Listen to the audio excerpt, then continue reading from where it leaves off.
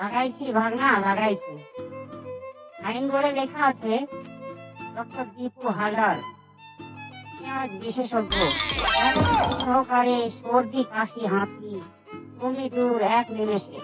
মামা, আমি যে বুদ্ধি বার করেছি শেষ পর্যন্ত দেখো না কি হয়। হাতির সাথেও যদি ইনকাম হয় তাহলে এমবিবিএস হওয়ার দরকার না থাকলেও চলবে। বুঝেছো? দেখো দেখো শেষ পর্যন্ত কি হয়। ভাগনা ভাগনা, প্রথম রোগীর আগমন হয়েছে, চুপ থাকো, নাহলে আবার সব বানচাল হয়ে যাবে।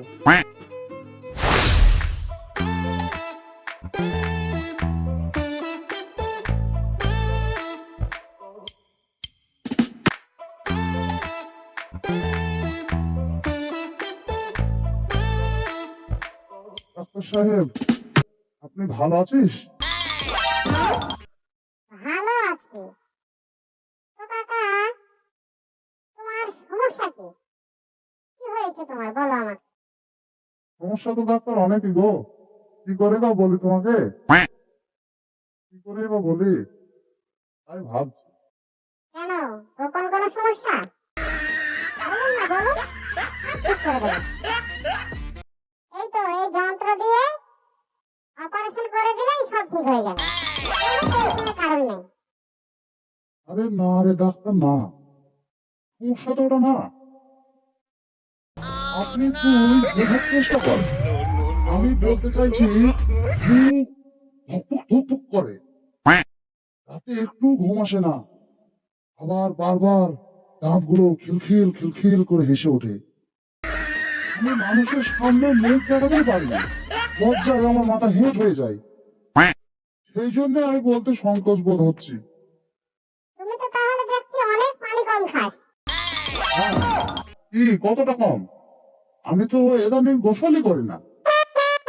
আরে বাহ, আপনি তো সব কিছু শিখে গেছেন। এই তো অনেক উন্নতি হয়েছে। এখন টোটাল গোসল করাই বন্ধ, তাতে আপনার রোগও ভালো হবে, আবার টাকাও বাঁচবে। আচ্ছা, আপনি শোনেন, এই যে ওষুধগুলো দিলাম এগুলা দিনে 10 বার খাবেন, তাহলে দেখবি তোর অসুখ 2 দিনেই ভালো হয়ে যাবে। ঠিক আছে? যা, এখন নিশ্চিন্তে বাড়ি চলে যা। হ্যাঁ? Next কেউ আছে? তাহলে পাঠিয়ে দাও।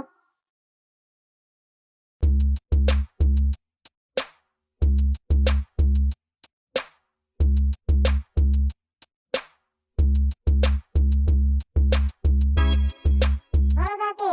তোমার কি সমস্যা? এই যে, আপনি কি আসলে ডাক্তার? কোথায় ডাক্তারি শিখেছেন? হ্যাঁ, আমি অবশ্যই ডাক্তার। কত কষ্ট করে রাত জেগে স্বপ্নে ডাক্তারি শিখেছেন। আপনি ঠিকই বলেছেন। আমিও গানের শিল্পী হয়ে গেছি। লতা মঙ্গেশকর। আমি রাতে স্বপ্নে দেখেছি স্টেজে গান গাইছি। ফুলকানি করার জায়গা পাচ্ছ না, না? আমি থানায় যাচ্ছি তোমার ব্যবস্থা নেওয়ার জন্য। তোমাকে দেখাচ্ছি মজা। চুপ থাকো, পরবর্তী ওষুধটা আপনাকে নিয়ে বানাবো। নেবেন? এদা, তোদের ওষুধ তোরাই খা। আমি চললাম।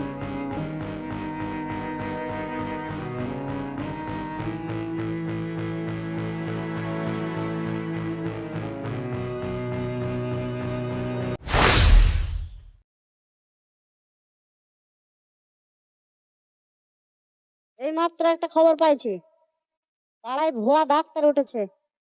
সবাই চলো, ওনার ব্যবস্থা নিতে হবে।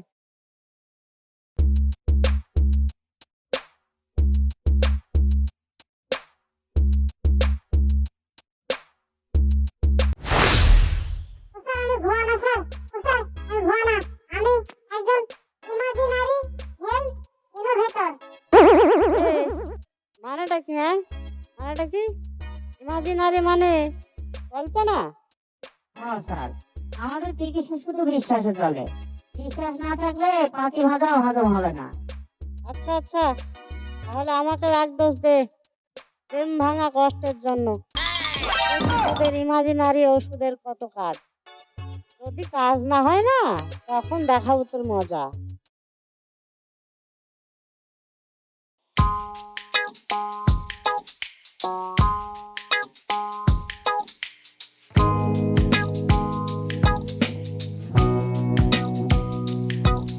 এ ডাক্তার, ডাক্তার রে, আপনি আমাকে কি ওষুধ দিয়েছেন বলতো? আমার হাঁচিটা দিয়েছে, কিন্তু এখনো গান গায় আর দাঁত শুধু হাসে, এটা এখনো কমেনি।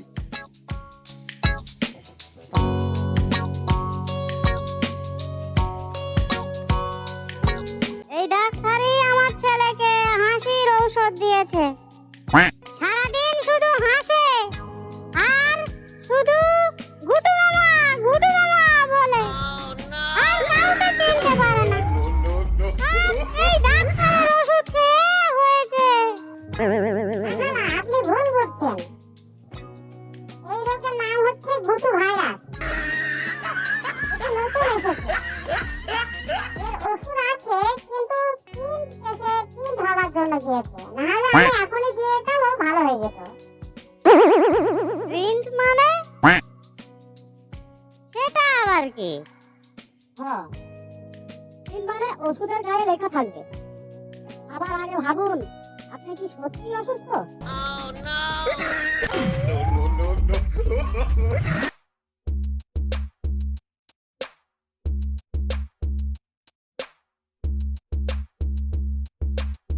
এই সবাই শোন, আজ থেকে এই চেম্বার বন্ধ থাকবে, ঠিক আছে? কিন্তু দীপু, তোর আইডিয়ার দম আছে, এটা নেটফ্লিক্সে দেওয়া উচিত। কিন্তু এই, আজ থেকে এই যে এই দোকান যেন আর খোলা না হয় বলে দিলাম। যদি পরবর্তী সময় যদি শুনেছি এই দোকান খুলেছিস, তাহলে কিন্তু তোকে একবারে গাড়িতে ভরে দেবো।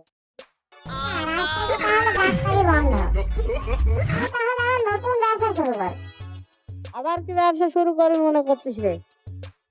আবার এরকম এই 2 নম্বরে ধান্দাবাজি ব্যবসা শুরু করবি মনে করছিস না তো? সাবধান, এখনো থেকে বলে দিচ্ছি, সাবধান হয়ে যা। হ্যাঁ, এবার ব্যবসার নাম পোকা নিরাময় কেন্দ্র।